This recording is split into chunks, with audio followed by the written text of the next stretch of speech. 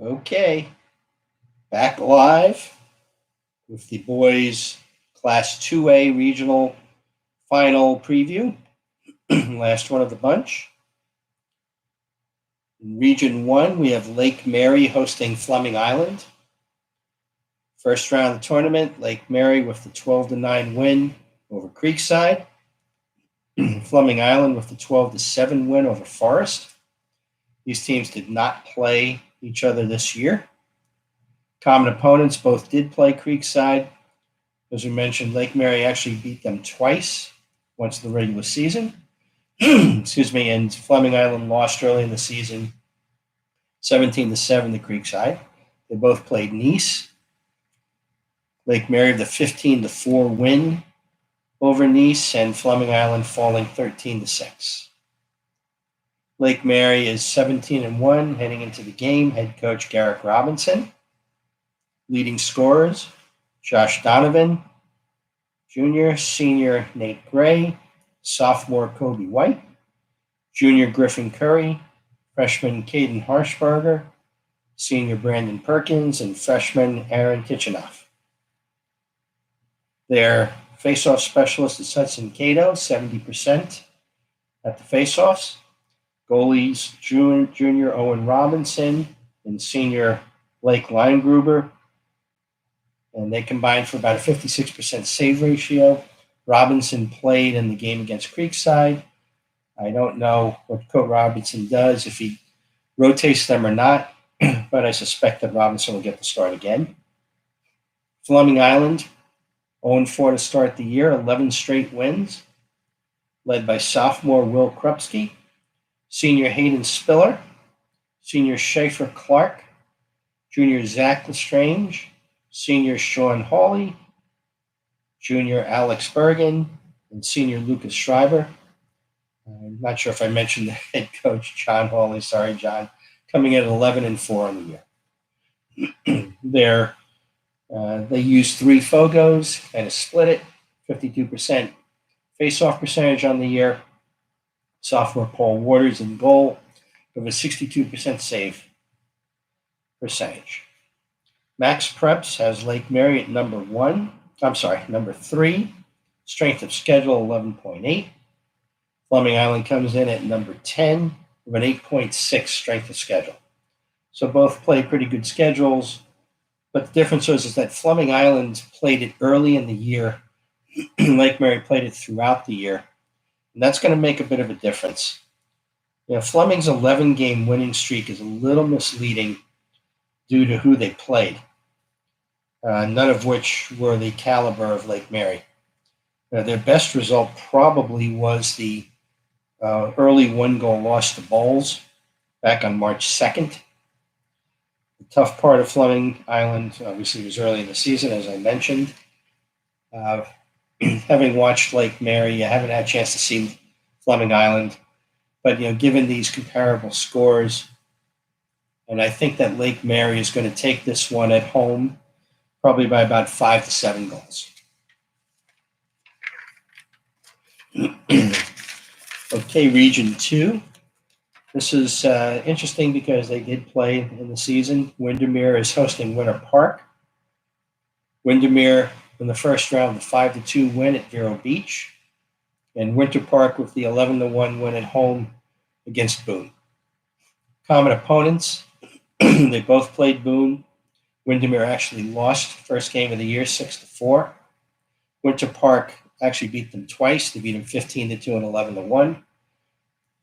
And they both played West Orange. Windermere with the 7-6 win, and Winter Park handled West Orange 19-3. Windermere 15-3 on the year under head coach Darren Fixler. Leading scorers, junior Cade Fixler, I assume the son, junior Ryan Langhoff, senior Tommy Casadema, and Chipper Meehan. On the faceoffs, junior Brooks Andrews takes most of them. I don't have his statistics. Goalie, senior Matt Crenshaw, saving at a 52% save percentage. Winter Park, 17-0 under head coach Ryan Healy, has more quality wins. Senior Garrett Moore, senior Davis Campbell, sophomore Bronson Dowdle, Ryan Roberts, senior Will Halligan, and Carter Truesdale lead the offense. Junior Lawton Dowdell is 58% at the faceoffs. Senior Paul Pilgrim has a 66% save percentage in the goal. Max Preps has Windermere ranked at number 11 with a 3.5 strength of schedule, which is relatively low. And Winter Park at number 5 with a 7.0 strength of schedule. And to be honest, for 17-0, 7.0 is not particularly challenging either. But again, they beat the teams that they were supposed to beat. Prediction: neither played a great schedule. But Winter Park has a number of solid wins over good programs, the Lake Brantleys, the Bishop Moores, etc. You could say that Windermere's best game of the year, though, was in the head-to-head matchup, which happened on March 5th at Windermere. It's like tonight's game when they lost 10-7 to Winter Park. So there's that bit. I just can't see Windermere winning the game now. I think Winter Park will win a little bit by more than what they won the first time around, again, about a 5 to 6 goal difference. Moving on to the Final Four.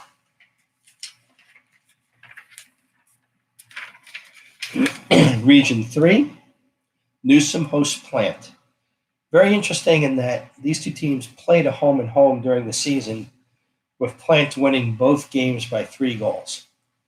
In the first round, Newsom surprisingly handled Riverview quite easily, 18-7, and Plant with a 19-3 win over Steinbrenner. Riverview is the most common higher level opponent, and both teams handled Riverview pretty well. And when they had some other common matches, but they were against bad teams, and both of them hammered them pretty good. Newsom head coach Eric Newsom brings a 16-2 record into the game. Leading scorers, junior Luke Haley, senior Paul Johnson, junior Sean Blackburn, junior Ashton Kitchener, and senior Caden Kohlmeyer. Kohlmeyer, junior Nick Rhodes, and junior Alex Spitzer handle the faceoffs, and they've combined for a 73% faceoff record. Goalie is senior Logan Sin at 52%. Plant comes into the game 20-1 for head coach Todd Francis. His leading scorers, sophomore Turner Ashby, sophomore Hyatt Kreiser, junior Anthony Longo, junior Hayden Stoltzfus. They have a couple of high-end long poles, senior Zach Antonio and junior Riker Demarest. Sophomore Rogan Kane is 74% of the faceoffs. Senior Wyatt Newst is 70% at the goal. Max Preps has Newsom at number 8 with a 4.4 strength of schedule, and they have Plant at number 6 with an 8.5 strength of schedule.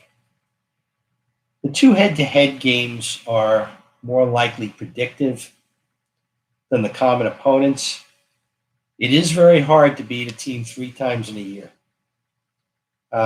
Maybe a little bit easier at the high school level than, say, the college or the pros, but it is more difficult. Newsom's got an experienced offense. Plant's got a solid defense. How does Newsom handle Plant's explosive offense? Could we see an overtime game? That might not be an impossibility here. But I do think we will see Plant winning a close game and taking all 3 this year from Newsom. But it should be a great game out there. Okay, now we get to the final matchup, Region 4. This is a huge one down my way. St. Thomas hosts Jupiter. They played back on March 10th. It was a 12-11 win for St. Thomas at Jupiter. In the first round, St. Thomas shut out Columbus 15-0. And Jupiter handled Stoneman Douglas 22-7. Common opponents, both of them handled Stoneman easily. Benjamin was a little bit different. St. Thomas lost to them 7-5. Jupiter with 2 5-goal wins over Benjamin. St. Thomas comes in at 11-2 under head coach Terry Crowley. They're led by senior Jared Chenoy, who not only is a goal scorer, but probably the biggest face-off weapon in the state. He dominated the first game. That's one of the things we're going to be watching for in the rematch. Junior Michael Milanis, junior Alec Marinelli, junior Trace McDonald, senior Harrison Gottlieb, junior Nico Cash, Chenoy at the face-off circle, goalie Wade Lamon, 57% save percentage. Tremendous long poles on St. Thomas. They held St. Andrews to 5 goals. That was not a fluke. Matt Tripkala, Sam Whitaker, Vincent Lane, a couple of others. Very tough inside. But Jupiter did score 11 goals in the first game, something else to keep in mind. On Jupiter's side, they're led by senior Max Sanderson, junior Jackson Bayshaw, junior Trace Hogan, senior Tyler Douglas as the leading point producers. On faceoffs, senior Michael Smith and junior Alex Mitchell. Aiden Vincent, 61% in the cage. And their long poles include Reef Cabalin and Jake Pelchin, and there's some good ones there too. Max Prep says St. Thomas at number 1 in 2A with a 13.9. And, they had cancellations. Both, you said these were COVID issues that kept them from playing some of the other games on their schedule. They're supposed to play Jupiter at a home and home.